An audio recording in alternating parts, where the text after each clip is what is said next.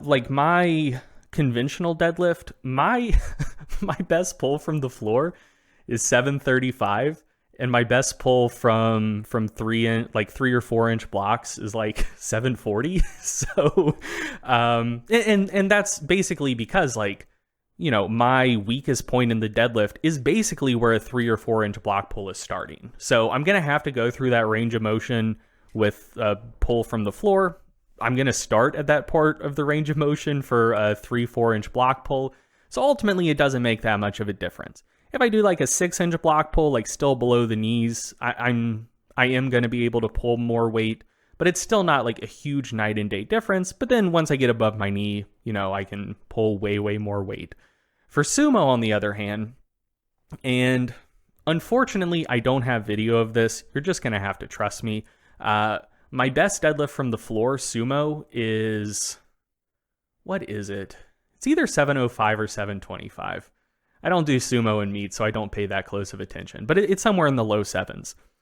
I've pulled 850 from a 4 inch block, or 855 from a 4 inch block sumo. So we're talking an enormous difference. And so if I was someone whose arms just happened to be 4 inches longer, which wouldn't be freaky outlier proportions, like that would if anything give me more normal proportions, I would have a huge advantage pulling sumo. And I essentially think that's basically what's going on. So if someone has the hips for sumo, which I do, and they also have relatively long arms, so they can get in a starting position that would be equivalent to a starting position of a low block pull for someone with shorter arms, they're cutting off a relatively large portion of the range of motion that would otherwise be the hardest part of the range of motion. And you just don't get that same dynamic with the conventional deadlift.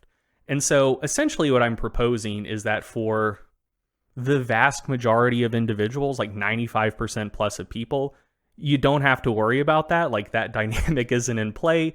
Sumo will feel better for some people. Conventional will feel better for some people. I think largely just based on hip structure. But I think if you are one of the people who has hips that are well suited to sumo and who also has kind of outlier body proportions to allow your setup from the floor to be comparable to a low block pull setup for another person, I do think that for that small minority of lifters can net them a pretty big advantage in the sumo deadlift. And so, then that begs the question, the framing device for this segment, is sumo cheating? And I would say, no, absolutely not.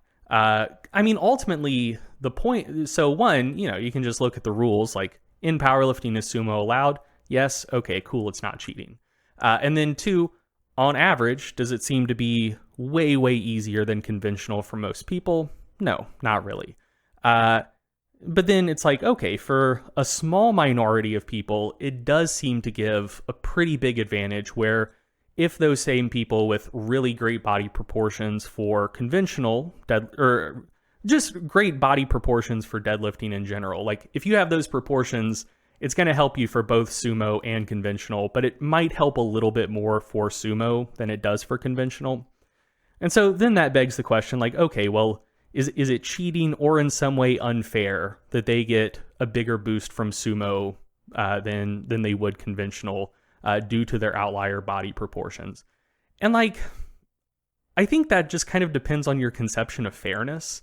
Like, I fundamentally think it's fine. Like, those people have access to an advantage that most people don't have access to. But ultimately, that's just the name of the game in elite sports. Like, every sport on the planet at a high level is basically just like, hey, everyone's playing by the same rules. And who has the physiology that allows them to best take advantage of those rules?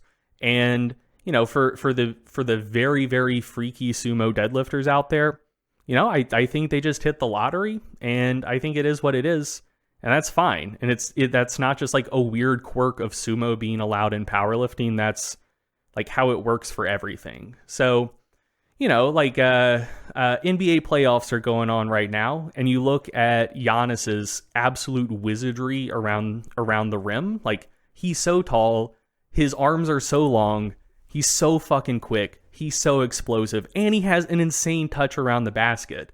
And so, scores a ton of points in the paint with crazy efficiency, and he can penetrate into the paint way better than most people because he can take such long strides, change direction so well, and he's so quick.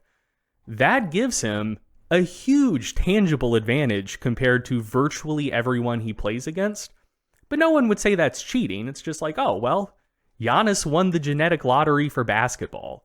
And I think Krzysztof Wierbicki won the genetic lottery for deadlifting.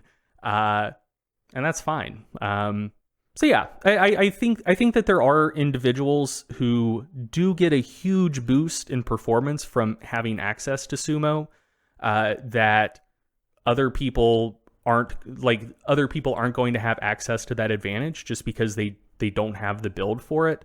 But I fundamentally think that's fine. And I don't think that on average sumo gives the sort of advantage that would lead one to classify it as cheating.